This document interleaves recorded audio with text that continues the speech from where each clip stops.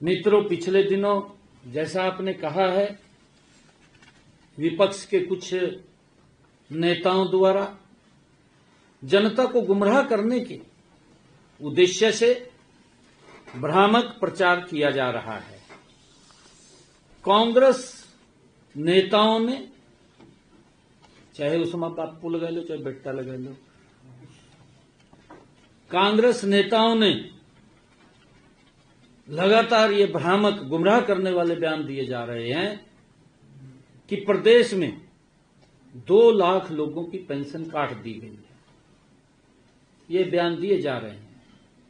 इस विषय पर वास्तविक स्थिति में स्पष्ट करना आवश्यक भी है, ताकि हमारे सम्मानित बुजुर्ग हैं, बुजुर्गों का सम्मान हमारी सरकार की प्राथमिकता है।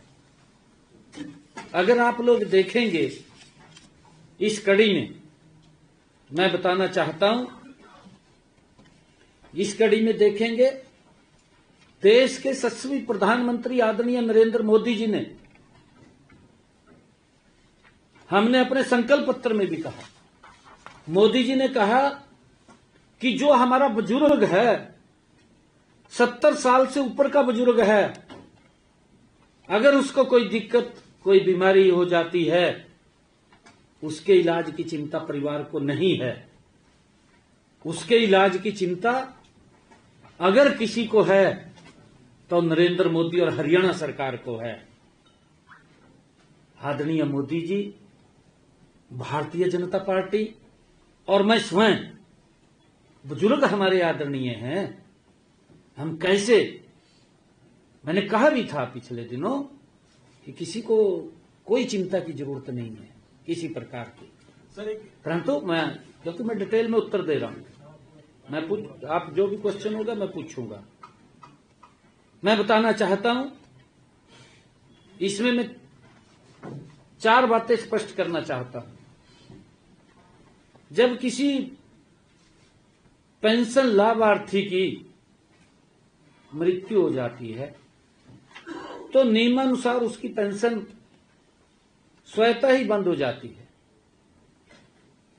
2 लाख मामलों जो उन्होंने कहा है, जो गुमराह करने वाला बयान दिया है, मैं बताना चाहता हूं, 1,03,000 ऐसे लाभार्थी थे जिनकी मृत्यु हुई के उपरांत पेंशन बंद हुई है।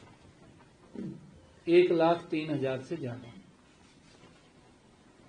अक्टूबर 2024 से registrar general of India portal में किसी तकनीकी समस्या के कारण हमें हरियाणा में जो हमारे बुजुर्ग चले गए थे, ऐसे व्यक्तियों का डाटा नहीं मिला था। यह डाटा हमें नवंबर 2025 में प्राप्त होने के बाद उसे एक मुश्त हमें ये पेंशन बंद करनी पड़ी। लगभग 37,000 ऐसे मामले हमारे सामने आए थे जिनमें वास्तविक आयु 60 वर्ष से कम थी। पिछले दिनों भी, क्योंकि कोर्ट के केस हुए हैं, कोर्ट के अंदर रिस्टोर करने की भी बात करी गई थी कि ये पेंशन वापस ली जाए। आपके सामने है, क्योंकि क्वेश्चन मार्क लगता है सरकार के ऊपर भी। ऐसे 37,000 मामले हमारे सामने आए थे जिनकी आयु कम थी। 60 वर्ष से अधिक उन्होंने डाटा से छेड़छाड़ की गई और अपनी पेंशन को लगवाई। इन लाभार्थियों की पेंशन इनकी भी बंद नहीं की है, स्थगित की है। जो 37,000 हैं, इनकी बंद नहीं की, क्योंकि इसको और वेरीफाई कर रहे हैं। वेरीफाई कर रहे हैं, उसको स्थगित किया है, बंद नहीं किया अभी कहीं,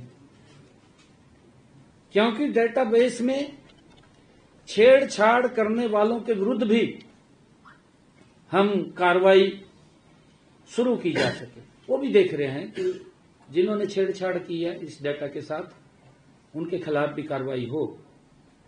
यदि ये लोग अपनी आयु 60 वर्ष से अधिक होने का प्रमाण पत्र देते हैं तो इनकी पेंशन पुनः शुरू कर दी जाएगी।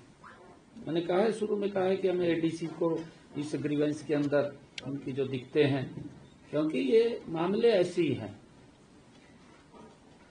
और मैं ये भी बताना चाहूंगा कि 39,000 मामलों में स्थानीय समिति, सेक्टर समिति द्वारा आय आधारित पात्रता का प्रमाण सत्यापन नहीं कराया गया। आय से अधिक उसका उनके द्वारा ही कराना पड़ता है, वो उन्होंने नहीं कराया है। इनकी पेंशन भी बंद नहीं हुई है। जो ये कह रहे हैं ना पेंशन बंद कर दी, क्योंकि वो सत्यापित कराएंगे और उसको स्थगित किया गया है, उसको भी इसीलिए किया गया है ताकि वो अपने प्रमाण पत्र को जो आय से अधिक की बात है उसको सत्यापित करा लें। तो कोई ऐसा विषय नहीं है। यदि ऐसे मामलों में आय का प्रमाण पत्र दिया जाएगा तो तुरंत उसका सत्यापन करवाया जाएगा और सही प्रमाण पाए जाने की सूरत में पेंशन उसकी शुरू हो जाएगी।